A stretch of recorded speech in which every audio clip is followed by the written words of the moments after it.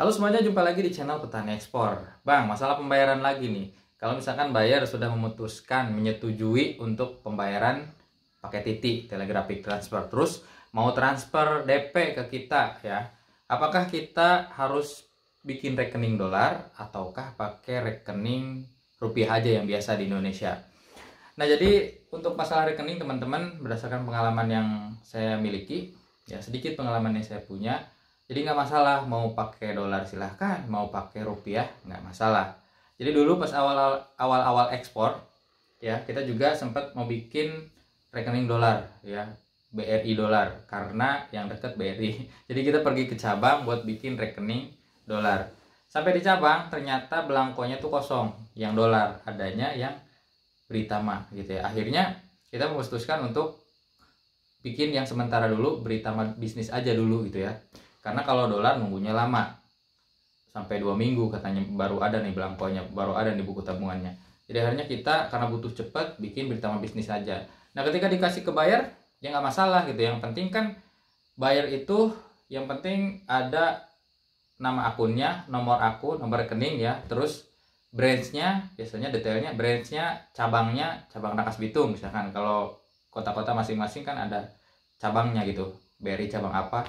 Nah terus yang terakhir adalah swift code. Biasanya swift code itu kalau BRI Brinidja ya. Nah kalau yang lain-lain silahkan cari aja swift code-nya apa gitu ya. Seperti itu teman-teman. Jadi yang terpenting adalah itu tadi, nomor rekening, nama rekening, terus branch, cabang ya, terus sama swift code gitu aja. Jadi masalah dolar atau rupiah nggak jadi masalah gitu ya. Mungkin kalau dolar ya diterimanya nanti di rekening kita dolar. Terus kalau kita pakai yang rupiah penerimanya, nanti mereka transfernya dolar, terus diterimanya dikonversi ke rupiah gitu di tempat kita langsung gitu teman-teman ya. Nah itu jadi nggak jadi masalah untuk transaksi, untuk transfer. Mau pakai rekening dolar silahkan, mau pakai rekening yang rupiah silahkan gitu ya. Jadi kan setiap bank tuh ada menawarkan tabungan yang dolar gitu ya. Ada BCA dolar, BRI dolar, dan bank lain-lain yang bentuknya dolar. Nah gitu.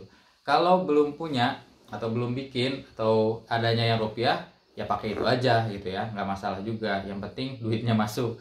Lagian juga untuk biaya administrasinya menurut saya nggak ini juga, maksudnya nggak besar juga gitu ya. Paling mungkin ada sepersekian persen gitu ya biayanya. Atau bahkan kalau misalkan kursnya lagi stabil, kadang-kadang keterima sama gitu ya.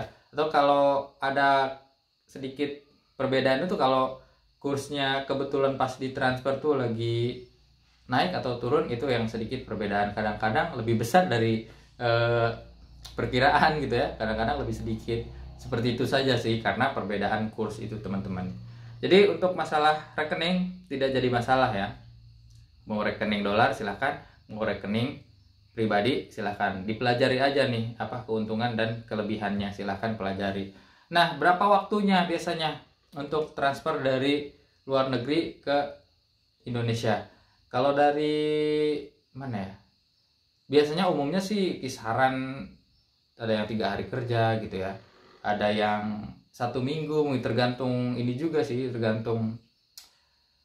Kadang-kadang walaupun sudah beberapa kali transaksi itu ada beda-beda, ada yang 4 hari, ada yang cuma 3 hari gitu ya.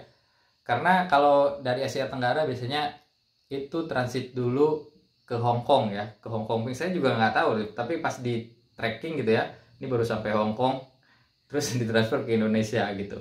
Jadi ada bank perantaranya sepertinya gitu kalau untuk pembayaran internasional.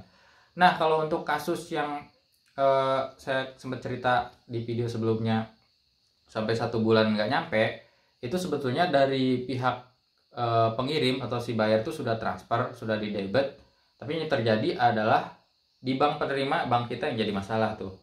Jadi duitnya udah ditarik ke bank kita, tapi di bank kita ini nggak dimasukin ke rekening kita gitu. Itu yang terjadi, makanya sampai saya menghubungi Kanwil 3 BRI waktu itu ya untuk konfirmasi masalah itu. Akhirnya bisa diterima gitu teman-teman. Jadi itu ya, untuk masalah rekening tidak jadi masalah. Mau pakai yang dolar silahkan, mau pakai yang rupiah tidak masalah juga gitu ya. Seperti itu. Nah terus kalau mau pakai rekening pribadi gimana? kalau bayarnya mau nggak masalah juga teman-teman. Kebetulan ada bayar saya juga yang transfer ke rekening pribadi gitu. Jadi kalau bayarnya sudah dekat biasanya mau, tapi untuk lebih meyakinkan, menjaga kepercayaan, silakan teman-teman pakai rekening perusahaan aja, lebih aman ya. Kalau untuk rekening pribadi mungkin keuntungannya adalah ketika ngambil nggak usah ribet, kita pakai stempel dan lain sebagainya ya, atau pakai KTP kepengurusan gitu, nggak usah kalau pribadi kan gitu. Cuma ya pasti nanti bakalan diminta NPWP sama bank ya, seperti itu. Nah kalau untuk pengambilannya ya kalau pakai perusahaan ya seperti biasa gitu, biasanya direktur sama bendahara untuk tanda tangan dan stempel, seperti itu teman-teman ya. Jadi masalah pembayaran transfer gak jadi masalah, mau pakai bank mau pakai rekening dolar ataupun rupiah silahkan, tidak jadi masalah teman-teman ya.